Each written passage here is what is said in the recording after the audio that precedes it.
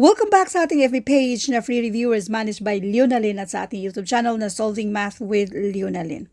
Now, let's answer a question from one of our followers na pinipm niya ito sa ating FB page.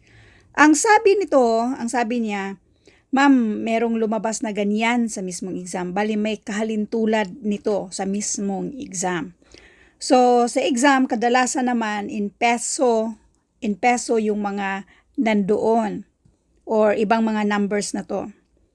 Let's read the problem. Car A averages 8 kilometers per liter of fuel. Car B averages 12 kilometers per liter of fuel. If the price of fuel is $10 per liter, how much less would a 600 kilometers trip cost for car A than car B?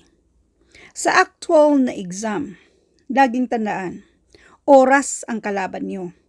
So, no need ng yung tipong basahin nyo pa siya isa-isa, kunwari, ganyan-ganyan, i-analyze, kunwari, yung tipong intindihin nyo mismo yung given. Pwede naman, dapat intindihin nyo. Pero, sa actual na exam, makakaubos ng oras nyo.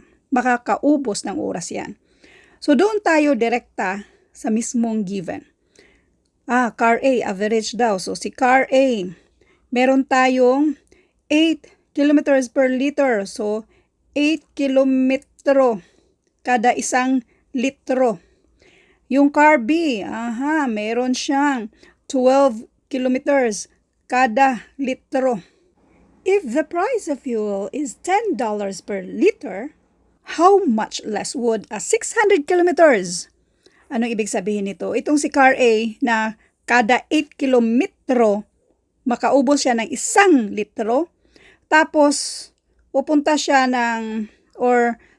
i-drive niya itong 600 kilometers. Ang tanong, ilang 8 kilometers yan para makuha natin yung ilang litro. So, therefore, 600 divided by 8, and this is 75. Yung isa naman, 600 kilometers din. I-divide natin sa 12 kilometers. Kasi kada 12 kilometers, 1 litro. Para makuha natin yung per liter. So, 600 divided by 12, and this is 50. Para sa tanong na, how much would a 600 kilometers trip cost for car A than car B? So, sobra si car A, kunin lang natin. Yung sobra lang ba ang tanong? So, this is 25. Yang 25 na yan yung i-multiply natin sa 10 kasi 25 liters man ito, 25 liters, $10 per liter man.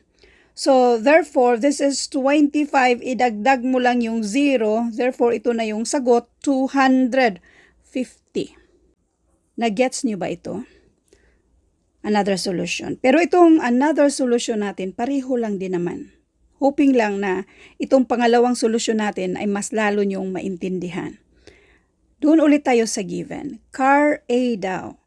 Itong si car A, yung average niya, yung 8 kada 8 kilometers daw, makakaubos siya ng 1 litrong fuel, gasolina. Next, dito naman sa car B, kada 12 kilometers, so we have 12 kilometers, maubos niya ang 1 litrong gasolina. Kung si car A ay magbiyahe ng 600 kilometers, bali itong si car A sa 8 kilometers, 1 liter. Plus another kilometer, another 1 liter. Masyado namang marami yung mga 8 kilometers na yan. So ganito lang ang tanong, ilang 8 kilometers ba itong 600 kilometers? Kapag ganyan yung tanong, i-divide lang natin yan. I-divide natin sa 8.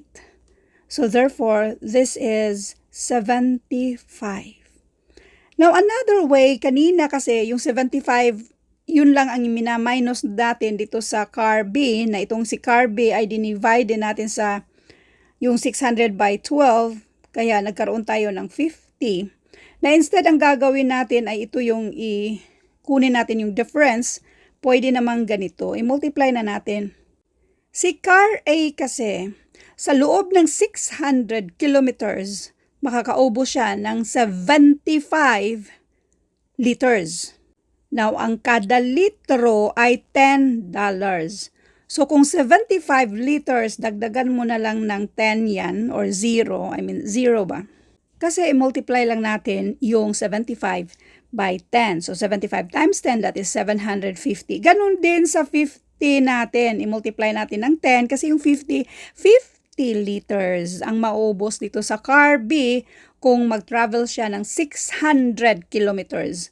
So, dagdagan lang natin ng isang 0. So, therefore, 750 minus 500 and this is 250. Yan na yung sagot. Now, all I hope na meron kayong naintindihan sa video ito. Paki-comment na lang kung meron kayong gustong i-clarify kung bakit naging ganyan, ganito, para malaman din natin kung ano pa ang i-improve natin, kung paano ba natin i-explain ito para maintindihan ng karamihan. Thank you and God bless.